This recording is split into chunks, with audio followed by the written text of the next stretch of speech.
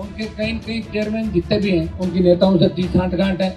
जितने भी chairman RPSC के बने, अगर उन सबकी जांच कराएं, उनके सबके रिश्तेदारों की जांच कराएं, किसका रिश्तेदार कहाँ पे और किसके कितने रिश्तेदार सेलेक्ट हुआ कि राजस्थान में किस तरह गहलोतियां लूट मची है, किस तरह पेपर आउट हो रहे हैं, किस तरह सरकार गिराने के तपती धूप के अंदर 46 डिग्री तापमान पे इस राजस्थान के मान और सम्मान को बचाने की लड़ाई लड़ रहा है। मैं नौजवानों को धन्यवाद दूंगा। 25 तारीख की हमारी रैली है, इसमें सब लोगों को मिलके 1 लाख की संख्या में जयपुर के अंदर इकट्ठा होकर देश को संदेश देना है कि राजस्थान के लड़ाके अब कमजोर नहीं है। अब अग्निवीर का जो बड़ा आंदोलन देश में होगा उसकी अगुवाई राजस्थान के नौजवान करेंगे। जिस तरह किसानों के आंदोलन की अगुवाई पंजाब के किसानों ने की थी, उसके बाद आंदोलन।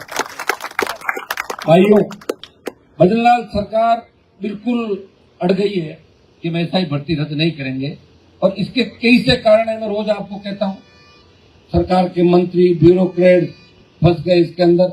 आरपीएससी के पुनर्गठन का जहां तक मामला है, जिनके बारे में आरोप लगाते हैं, उनके कई चेयरमैन जितने भी हैं उनकी नेताओं से 30 साठगांठ है। तो एक भी चेयरमैन को पूछताछ के लिए नहीं बुलाया।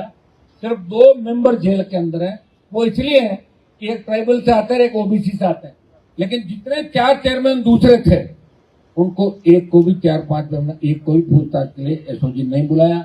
हम सीबीआई जांच की मांग कर रहे हैं, हम एसआई भर्ती को रद्द कराने की मांग कर रहे हैं, रीट लेवल फर्स्ट रद्द करें।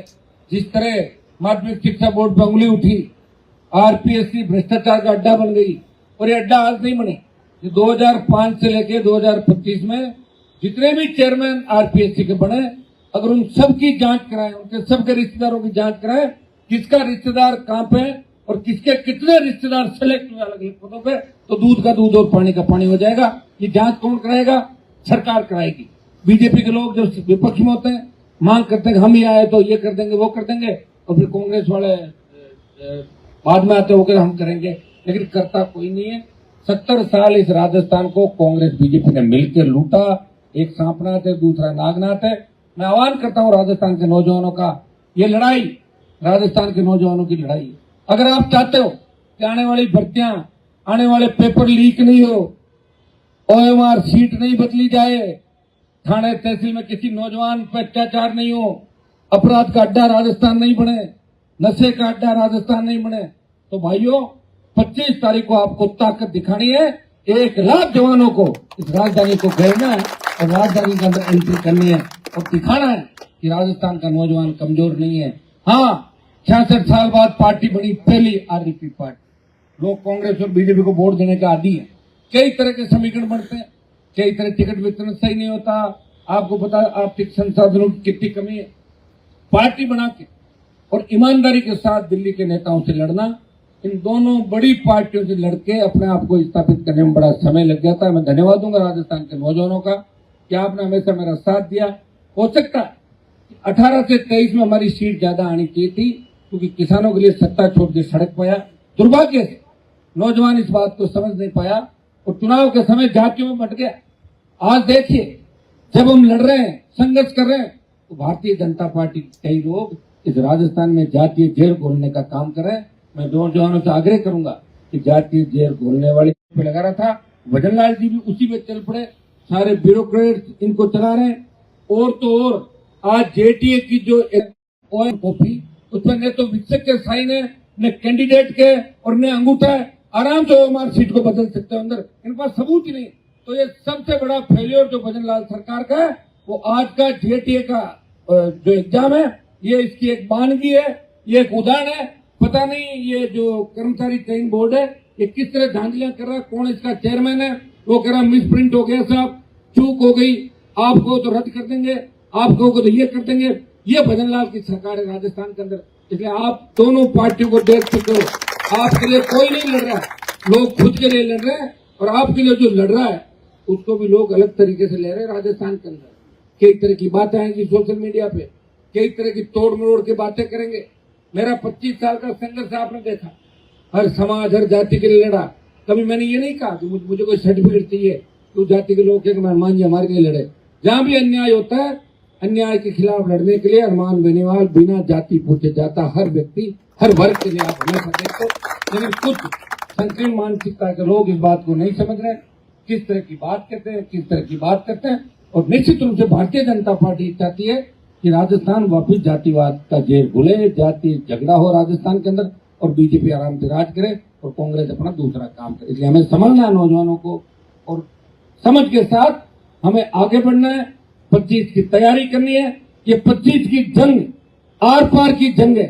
मैं प्रधानमंत्री से आग्रह करूंगा कि जब आप बीकानेर 22 तारीख को आए, आप अपने भाषण याद करें तमाम, जब आपने राजस्थान के अंदर दिए थे कि राजस्थान में किस तरह गहलोत के यहाँ लूट मची है, किस तरह पेपर आउट हो रहे हैं, किस तरह सरकार गिराने के समय किस तरह के मामले हुए, किस तरह महिला अपराध में राजस्थान 1 नंबर आ गया।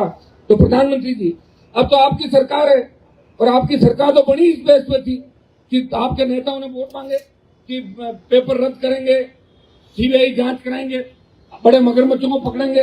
बड़े छोड़ो, छोटे भी नहीं पकड़ पा रहे हो, और 22 तारीख को आप आ रहे हो प्रधानमंत्री जी, तो संदेश जरूर दें भजन लाल जी को कि मैं आ रहा हूं भजन, उससे पहले इसका सल्टारा करो। और तो मैसेज जाएगा देश के अंदर। वैसे अभी ऑपरेशन सिंदूर के बाद जिस तरह अमेरिका ने पंचायती की, प्रधानमंत्री जी आपका मैसेज तो देश में गलत चला गया। हिंदुस्तान के नौजवान तैयार थे, हिंदुस्तान की सेना तैयार थी पाकिस्तान को नेस्त नाबूद करने के लिए, लेकिन अमेरिका की पंचायती से हम अटक गए, रुक गए। और प्रत्येक नौजवान इस कोच रहा अपने आप को कि काश बाकी आतंक की ठिकाने में साफ कर देते और बाद में सीज फायर हो जाता तो हम मान लेते। लेकिन सीज फायर की घोषणा अमेरिका कौन करने वाला होता कि इंडिया इतना कमजोर हो गया कि अमेरिका से व्यापार की बात। और दूसरी बात, जिस तरह अमेरिका का राष्ट्रपति रोज कह रहा है कि व्यापार का फायदा होगा, भारत पाकिस्तान महान है, क्या पाकिस्तान हमारे जैसा है क्या भारत जैसा? किस तरह अमेरिका तुलना करके हमें बेइज्जत कर रहा है। किस तरह अमेरिका ने हिंदुस्तान के नागरिकों को बेड़ियां हथकड़ियां डालकर हवाई जहाज से भेजा था। भूलो मत इन चीजों को। या तो ये कह दो प्रधानमंत्री जी कि हम डर गए, ताकतवर नहीं है, और नहीं डरे अमेरिका से तो बता दो और बचावा काम भी करो, पाकिस्तान को सबक सिखाओ, आतंककारियों को नष्ट करो। और हमारी सादत आपसे हिसाब मांग रही है। आज अगर आप सही होते तो आपको इस तरह रैलियां करके देश में कहना नहीं पड़ता कि हम सही हैं, क्योंकि अमेरिका की पंचायती के बाद देश की हर पार्टी, हर वर्ग यही बात पूछने लग गया, आखिर ऐसी कौन सी मजबूरी है कि अमेरिका के आगे अपन घुटने टेक रहे हैं। हमें जरूरत नहीं अमेरिका की। भारत सक्षम है, हर मामले में सक्षम है। ऐसे बहुत से देश हैं जो भारत के मित्र हैं। 1971 के अंदर जब अमेरिका हमारे खिलाफ था, तब रशिया हिंद महासागर के अंदर बेड़ा है, रशिया ने भेजा अमेरिका के साथ बेड़े के बाद। उसके बाद अमेरिका सही हो गया था। अपने मित्रों को पहचानो, अपने जो दुश्मन रहे वो अपने कभी मित्र नहीं हो सकते।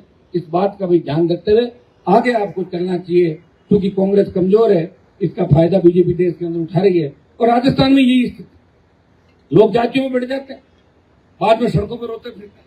कौन पूछता बताओ मुझे? कभी तो इनकाउंटर करते थे पुलिस वाले, कभी और कहीं ले जाके, कभी दूसरे मामले में, कभी तीसरे मामले में। भाइयों, कोई नहीं पूछ रहा। एक व्यक्ति है जो राजस्थान में आपके मान और सम्मान की लड़ाई लड़ रहा है। इसमें अगर कोई नहीं समझे, इसका इलाज मेरे पास नहीं। और इतिहास मैंने नहीं लिखा मेरे भाइयों, इतिहासकारों ने इतिहास लिखा। फिर भी मैं चाहता हूं कि जातीय संघर्ष राजस्थान के अंदर नहीं हो, हम मिलजुल के चले। जैसी हमारा यहाँ रही है लोगों की सामाजिक समरसता। मैं तो गुर्जर आरक्षण आंदोलन के समय सड़कों पे था, गुर्जर मीणाओं को वसुंधरा जी ने लड़ाया, जाट राजपूत को लड़ाया, मेघवाल ब्राह्मण को लड़ाया। लेकिन हनुमान बेनीवाल ने आरएलपी बनाने के बाद तमाम जातियों को टिकट दिए और हर वर्ग, हर जाति के नेता तैयार किए। वो नौजवान आज प्रदेश के कोने कोने के अंदर हर जाति का नौजवान राष्ट्रीय लोकतांत्रिक पार्टी तैयार होके और अपने आप स्थापित हुआ, खड़ा हुआ, और दूसरी पार्टियों के अंदर उनकी पूछ हुई। ये पौधा मैंने ही लगाया था राष्ट्रीय लोकतांत्रिक पार्टी का। आज के संगत वट बनेगा। आज राजस्थान का जवान भजन लाल से जवाब मांग रहा है कि भजन लाल जी, गहलोत के तो पेपर लीक हो रहे थे, आप तो OMR सीट ही गायब करवा रहे हो अंदर, ताकि पेपर लीक की नौबत नहीं है, बाद में बदल दें सारा। ये सिस्टम जो चल रहा है, हम इस भर्ती को रद्द करने की मांग कर रहे हैं। हम चाहते हैं कि ये किसकी गलती रही, चाहे आलोक राज की रही, चाहे किसी और की रही, उनको कड़ा दंड मिले, बर्खास्त करें। और इस मामले की जांच भी सीबीआई या दूसरी एजेंसियां करें। एसओजी 400 थानेदार फर्जी बता रही है, तो 53 क्यों पकड़ा अभी तक? 400 क्यों नहीं पकड़े? अगर वो सेटलमेंट के कमरे का राज क्या है, जिसमें 3 जाते हैं, 2 फ्री होगा जाता है, 1 जमा हो जाता है। कितना लेन देन कौन कर रहा है? किन नेताओं के रिश्तेदार अंदर लगे हुए? 30 का स्टाफ है, कैसे पकड़ लोगे? कम से कम 100 व्यक्ति एसओजी के अंदर डेपुट करने चाहिए आपको, अगर जांच ही करानी है। और एसओजी ने कैसे कैसे पकड़ा, किन किन को पकड़ा, वो देख के आपको अंदाज लग जाएगा कि एसओजी के अंदर भी जातिवाद किस चरम सीमा पे, ये अंदाज आप लगा सकते हो। मुझे कहने की आवश्यकता नहीं, सब एग्जाम जिन्होंने दिया है वो खुद इस बात को जानते हैं कि पेपर लीक 35 दिन पहले हुआ। क्या पेपर लीक एक जाति थोड़ी लेके गई, तो हर जाति में बटा था पेपर, हर जाति के लोग थे, उन्होंने पेपर लीक भी कराए और उसके बाद एसआई भी बनाए, लेकिन पकड़े कहां जाए? कुछ लोगों को चिन्हित करके आप पकड़े। इससे सरकार की मंशा पे सवाल उठ रहे हैं, एसओजी की मंशा पे सवाल उठ रहे हैं और राजस्थान का जवान इसका हिसाब मांग रहा है। मैं पुनः आप सबको धन्यवाद दूंगा। और 25 की तैयारी हमें मजबूती के साथ करनी है। कहीं ऐसा नहीं हो आप कह दो कि हम तो धरने में रोज जाते थे, आज रैली में नहीं जाएंगे। तो रैली कोई पार्टी की रैली नहीं है मेरे वोटों की, ये रैली है राजस्थान के सम्मान की, मान की और सरकार को झुकाने की। या तो कोई नौजवान आंदोलन राजस्थान में नहीं करेगा और या फिर राजस्थान की सरकार सुधर जाएगी। यार पार की लड़ाई है और आर पार की लड़ाई के अंदर वीर जयाजी महाराज के आशीर्वाद से, राम साहब पीर के और दूसरे हमारे लोक देवताओं के आशीर्वाद से हम आगे बढ़ेंगे और निश्चित रूप से जंग को जीतेंगे। बहुत बहुत आपको धन्यवाद। जय